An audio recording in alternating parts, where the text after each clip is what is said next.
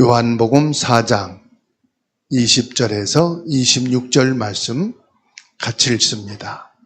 우리 조상들은 이 산에서 예배하였는데 당신들의 말은 예배할 곳이 예루살렘에 있다 하더이다. 예수께서 이르시되 여자여 내 말을 들으라. 이 산에서도 말고 예루살렘에서도 말고 너희가 아버지께 예배할 때가 이르리라. 너희는 알지 못하는 것을 예배하고 우리는 아는 것을 예배하노니 이는 구원이 유대인에게서 남이라.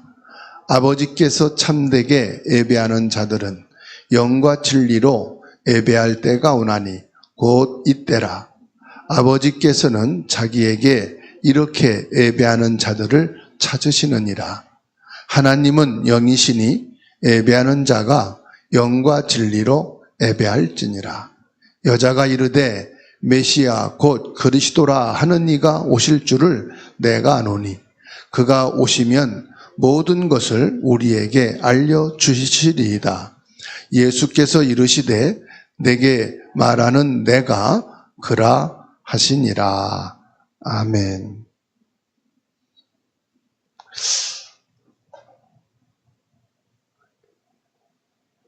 예배의 새로운 시작입니다.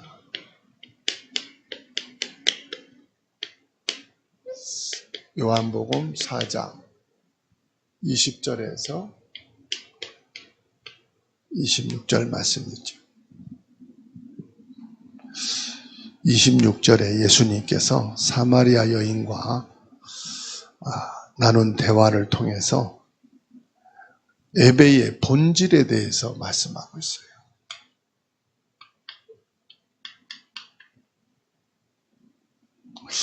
오늘 말씀을 통해서 참된 예배, 하나님께서 받으시는 예배, 그리고 우리가 하나님 나라 천국에 들어갈 때까지 계속 예배를 드리잖아요. 그 예배의 축복을 알고 풍성하게 누리는 축복이 되기를 주의 이름으로 축원합니다.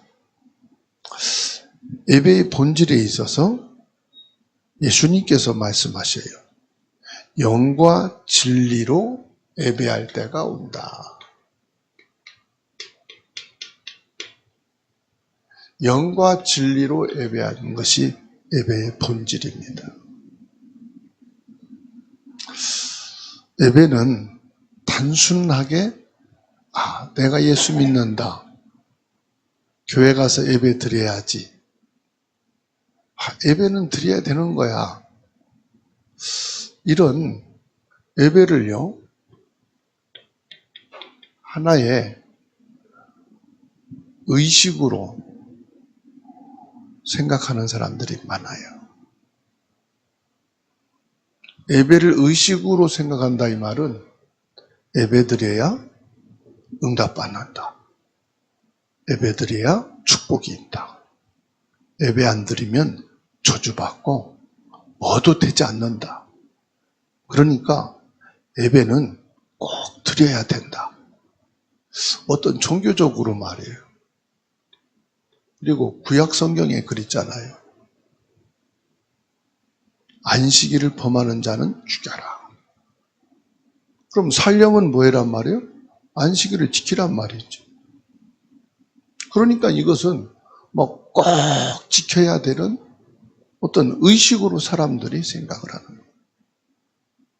근데 예배는 의식이 아니에요. 그러면 예배는 뭡니까? 결론적으로 말하면은 예배란 말이죠. 하나님과의 만남입니다. 그 구약 성경을 보십시오. 번제단을 쌓고 뭐 하지요? 하나님과 만나잖아요. 구약 성경이에요. 성전을 세우고 그 성전을 통해서 하나님을 만나잖아요. 그 예배의 참된 의미는 뭐냐? 하나님과의 만남을 말하는 거예요.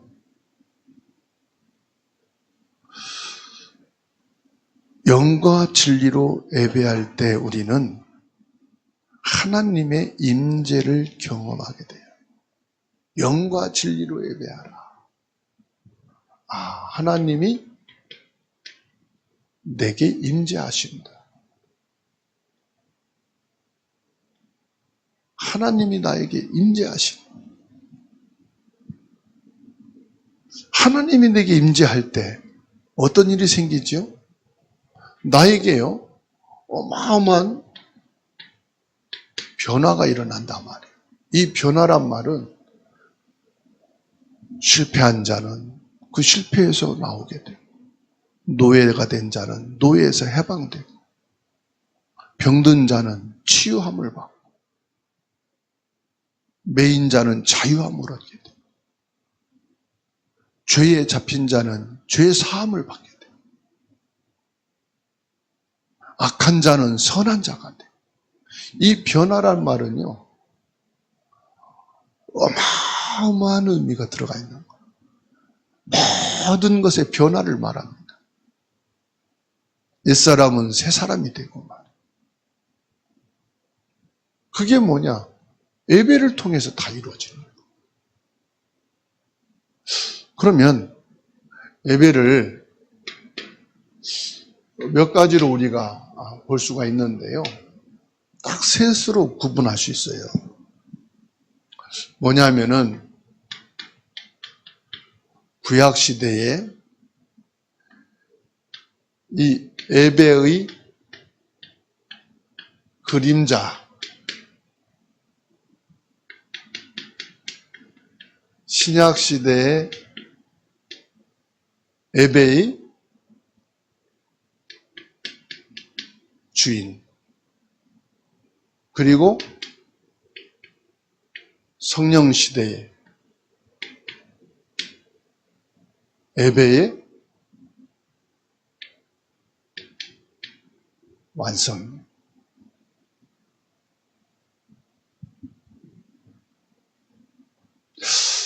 여러분, 구약시대는요, 예배의 그림자예요. 예배의 그림자가 뭐죠? 예배의 본질은 영과 진리란 말이에요. 영과 진리가 뭡니까? 영과 진리라 이 말은 성삼위 하나님이에요. 여기에 성삼위 하나님이라고 하는 어마어마한 영적 비밀이 들어가 있어요.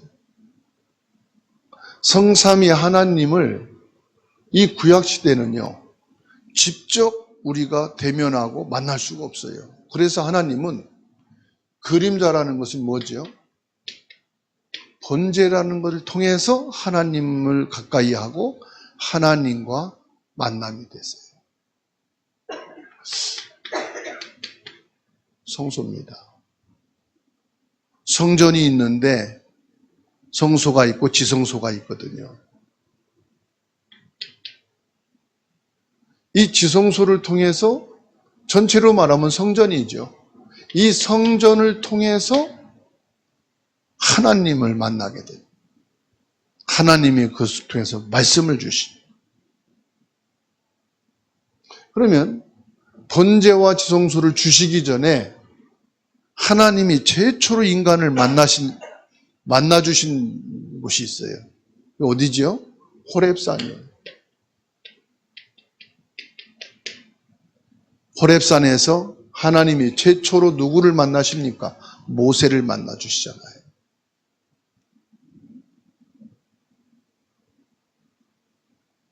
이 모세를 통해서 하나님이 만남을 주시고 하나님이 모세에게 말씀을 주시죠.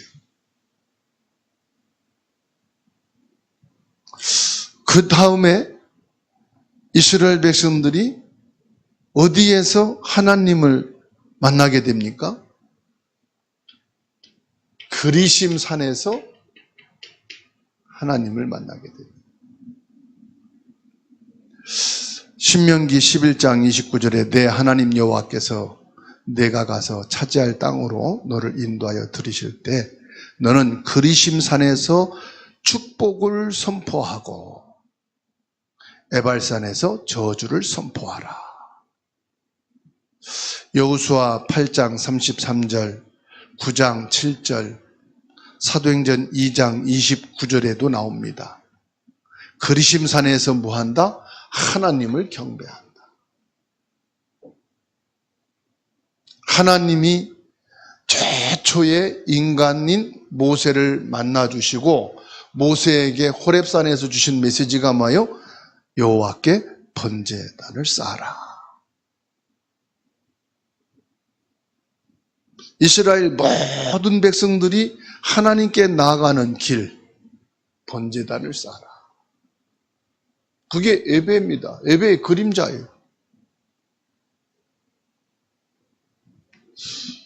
그런데 오늘 요한복음에 나오는 사마리아 여인이 뭐라고 말합니까? 유대인들은 예루살렘 성전에서 예배하고 사마리아인들은 그리심산에서 예배를 했다. 이는 각자의 신앙의 정체성, 역사적인 배경을 반영하는 내용입니다.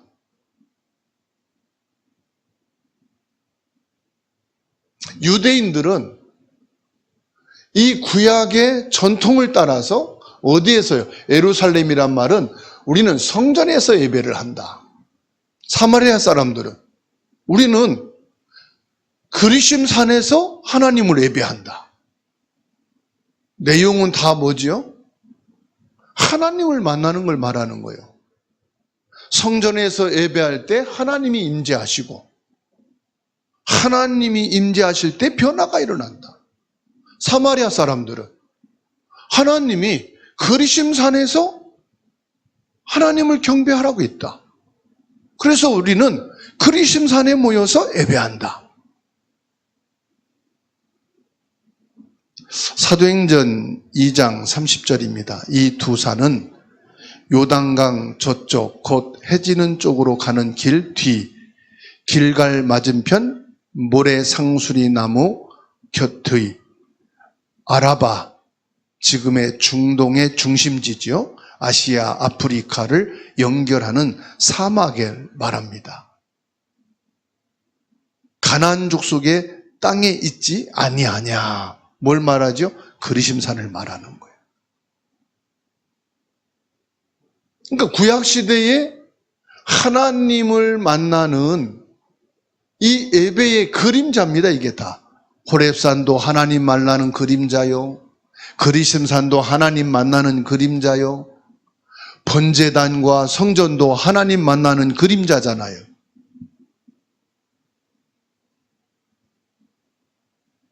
그러면 영과 진리로 예배할 때가 온다. 이 말은 무슨 말이죠?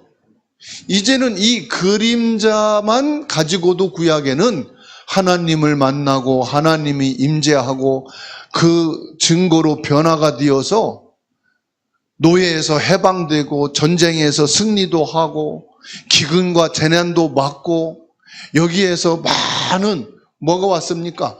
응답도 받고 하나님의 축복도 받고 여기에서 나라도 세워지고 나라도 망하고 아이가 없는 자가 자녀도 낳고 이런 많은 변화들이 일어났단 말이에요.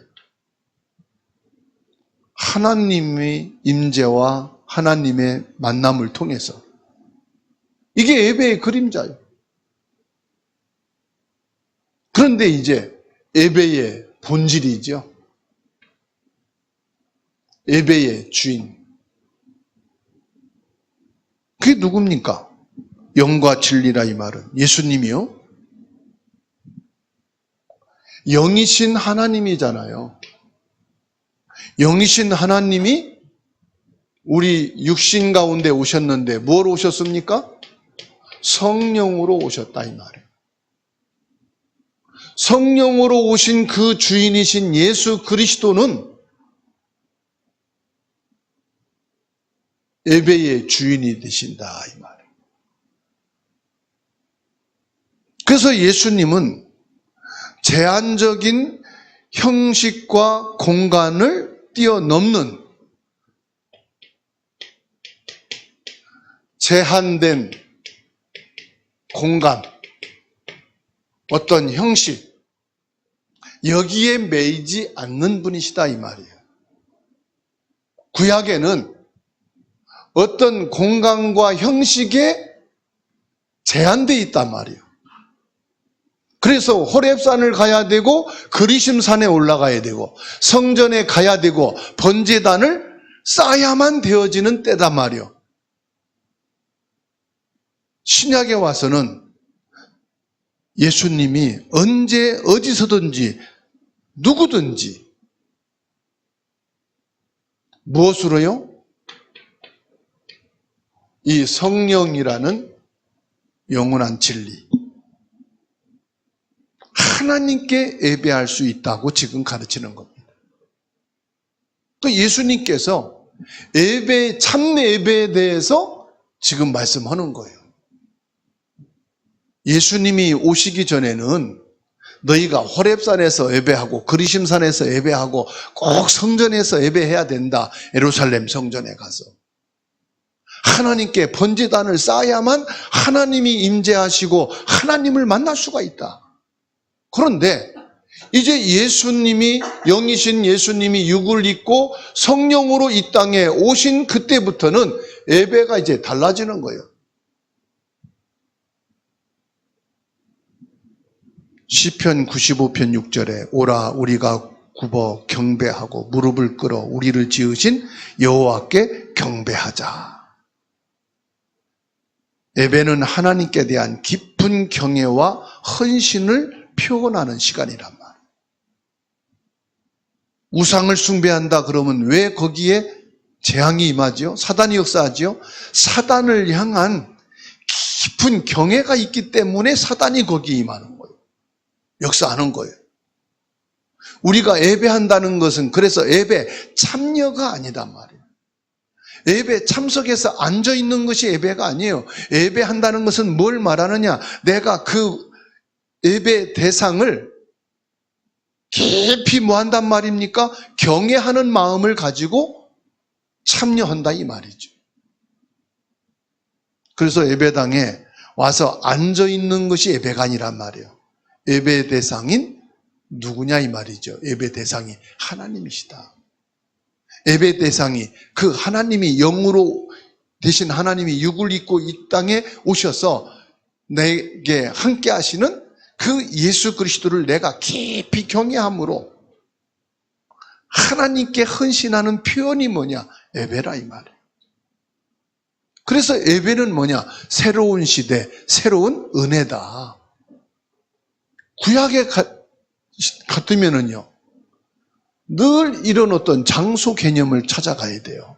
하나님이 말씀하신 그 말씀에 따라서 번제를 드리고 성전에 올라가야만 돼요. 그래서 지금 모슬렘은요, 다 터졌다가 그 성지 날이 되면은 전부 가잖아요. 1년에 한두 차례씩. 갔다 와야만 그게 참된 예배가 돼, 그 사람들은. 아직도 뭡니까? 이 개념이란 말이에요. 구약의 개념. 예수님이 성령으로 이 땅에 오심으로 예배는 새로운 시대를 맞이하게 된 겁니다. 더 이상 율법과 제사장 중심의 예배가 아니다 이 말이에요. 이때는 율법과 제사장 중심의 예배였어요. 그래서 이때는 뭐합니까? 이 율법대로 예배를 드려야 돼요. 안 그러면 율법을 범하는 자가 되는 거예요. 이때는 뭡니까? 예배에는 반드시 제사장이 집도를 해야 돼요. 제사장이 아닌 자가 예배를 집도했다, 번제를 집도했다, 저주받았어요. 그 자리에서 즉사했어요.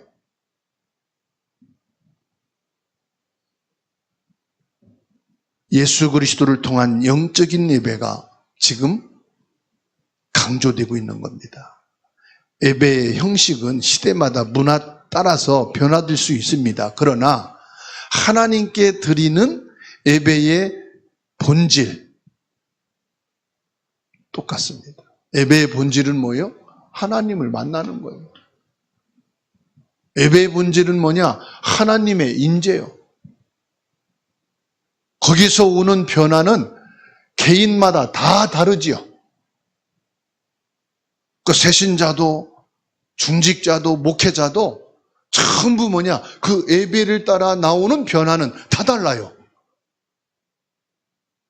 그거를 한마디로 그냥 뭉쳐서 은혜다 이렇게 말하는 거예요.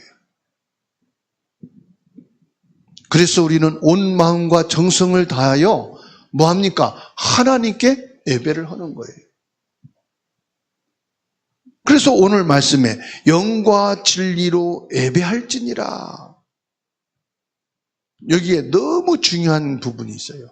영과 진리로 예배할지니라.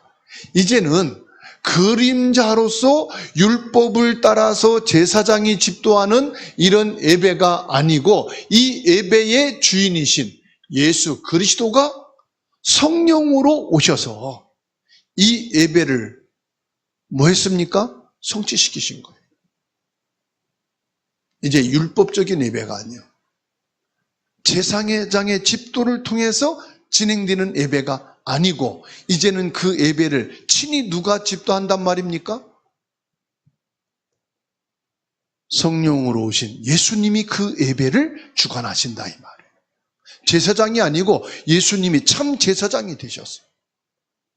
율법이 아니고 예수님의 그 모든 율법의 완성을 이루는 예배의 주역이 되신다. 그래서 사도행전 2장 4절에 그들이 다 성령이 충만하여 성령이 말하게 하심을 따라 다른 방언으로 말하기를 시작하니 이랬습니다. 예배를 통해서 우리는 하나님의 말씀을 새롭게 듣고 성령이 역사하심을 체험한다 이 말. 이걸 뭘 가지고요? 하나님의 말씀을 통해서 성령의 역사를 체험하는 거예요. 성령은 우리 안에 거하시며 우리를 하나님께 나가도록 인도해 나가시는 거죠. 그래서 성령의 감동과 인도하심이 없으면 참된 예배가 될 수가 없어요. 근데 보세요. 예수님이 오신 이 신약 시대에도요. 예배가 완성이 아니에요. 예배의 완성은 어딘지 아십니까? 성령의 시대입니다.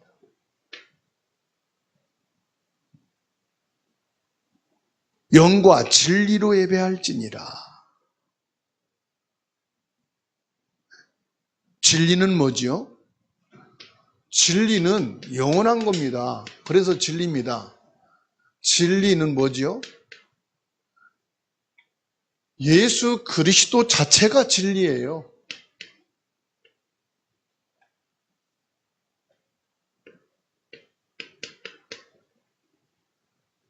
예수 그리스도 자체가 진리예요. 예수님을 알고 믿는 것이 진정한 예배다 이 말이에요. 예수님이 누구냐? 예수님이 우리의 구원자이시다. 마태복음 1장 21절에 예수님 우리를 죄에서 구원할 자로 오셨다 그랬잖아요. 근데 어떻게 구원하느냐? 이 부분에 대해서 정확하게 모르잖아요. 근데 성경은 밝히고 있잖아요. 예수님이 오셔서 우리를 어떻게 구원하느냐? 어디에서 구원하느냐? 죄에서, 사단에서, 지옥에서 우리를 구원하신다 이 말이에요. 우리를 구원하시기 위해서 예수님이 기름 부음을 받으셨는데 성령으로 기름 부음 받으신 그 이름이 그리스도다 이 말이에요.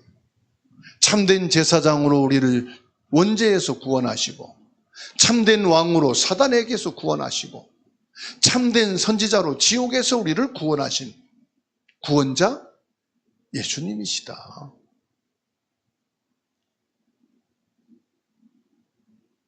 이 예수님이 그리스도라는 사실, 나의 구원자인 사실을 믿고 영접한 자들은 그 안에 뭐지요? 성령이 내주하시는 거예요. 그래서 에베소서 3장 18절에 능히 모든 성도와 함께 지식에 넘치는 그리스도의 사랑을 알고 그 너비와 길이와 높이와 깊이가 어떠함을 깨달아 하나님의 모든 충만하신 것으로 너희에게 충만하게 하시기를 구하노라. 성령 내주가 뭡니까? 그냥 성령 내주 정도가 아니고요, 그리스도로 충만한 것을 말해요.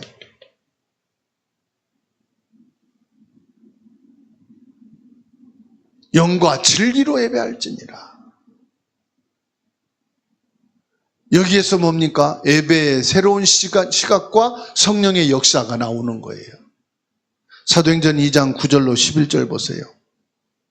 15나라의 사람들이 모여서 뭐라고 말합니까? 11절에 우리가 다 우리의 각 언어로 하나님의 큰 일을 말함을 듣는도다. 사도행전 2장 16절에 이는 곧 선지자 요엘을 통하여 말씀하신 것이니 일렀으되 하나님이 말씀하시기를 말세에 내가 내 영을 모든 육체에 부어주리니 너희 자녀들은 애언할 것이요 너희 젊은이들은 환상을 보고 너희 늙은이들은 꿈을 꾸리라. 그때에 내가 내 영을 내 남종과 여종들에게 부어주리니 그들이 애언할 것이요 그랬어요. 요엘서 2장 32절 말씀을 지금 말하는 것입니다. 하나님이 성령으로 말씀하신 그 말씀이 우리에게 성령으로 임재하셔서 참된 예배가 되어지도록 모든 예배하는 자에게, 누구에게? 어린이나 젊은이나 노인이나 동일하게 그 영으로 임재하셔서 예배의 성령의 충만한 역사가 이르게 되어진다. 그래서 로마서 8장 27절에 마음을 살피는 이가 성령의 생각을 하시나니 이는 성령이 하나님의 뜻대로 성도를 위하여 간구하심이라. 예수님이 십자가에 못 박혀 죽으시고 부활하신 이후에 보혜사 성령으로 임재하셔서 성령이 우리 안에 내주하시는 그때부터 이제 예배의 완성, 영과 진리로 하나님께 온전한 예배가 되는 거예요.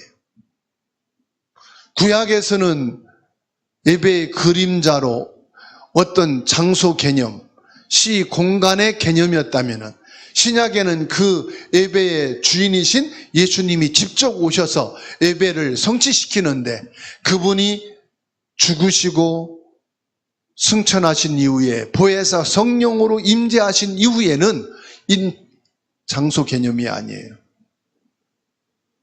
이제 예수님이 오셔서 십자가를 통하여 다 완성하신 그 이후로 성령으로 우리에게 임재하신 그때부터 우리에게는 뭡니까? 예배가 진정한 예배가 되는 거예요. 영과 진리의 예배가 됐다 이 말이에요. 그래서 이제는 저와 여러분들에게 결론으로 이 예배의 축복입니다. 우리는 그럼 어떤 예배를 드려야 되느냐? 첫 번째로요, 개인의 예배입니다. 예배는 언제 어디서나 하나님과 교통할 수가 있다는 말이에요. 예배의 새로운 시작은 단순한 의식 변화가 아니라 하나님과 더 깊은 관계를 맺고 삶의 모든 영역에서 거룩함을 추구하는 것입니다. 하나님과 더 깊은 관계. 그래서 고린도전서 6장 19절에 너희 몸은 너희가 하나님께로부터 받은 바 너희 가운데 계신 성령의 전인 줄 알지 못하느냐. 너희는 너희 자신의 것이 아니요 값으로 산 것이 되었으니 그런즉 너희 몸으로 하나님께 영광을 돌리라. 이제 개인 예배가 뭡니까? 여러분, 개인 혼자서 성경책 펴놓고 찬송 부르고 예배하는 것도 예배고요, 또 우리의 모든 삶이 이젠 예배다 이 말이에요. 성령이 너희 몸 가운데 거하여서 너희가 하나님의 성전이다. 그리고 그 핏값으로 너희 몸을 샀으니 너희 몸은 뭐죠? 하나님께 영광을 돌리라. 이게 뭐냐? 우리 삶 전체가 예배다 이 말이에요.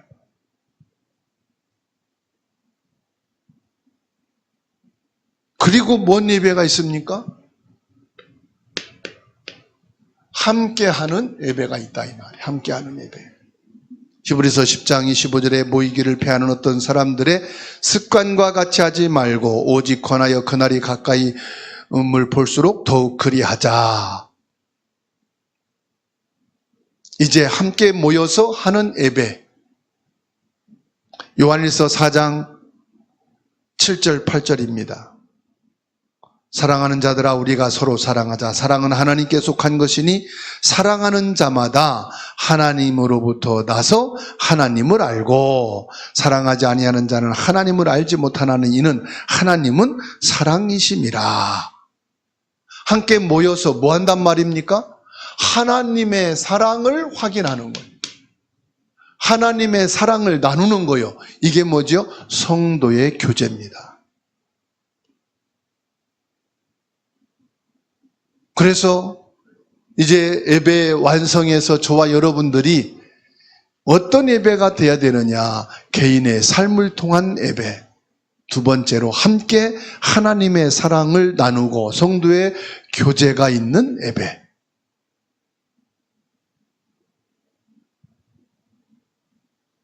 그래서 함께 모여서 하나님을 찬양하고 말씀을 나누는 공동체 예배. 함께 모여서 우리 신앙을 성장시키고 영과 진리로 그 예배가 더 깊어지는 축복. 이것이 뭐지요? 그 지역과 민족과 전 세계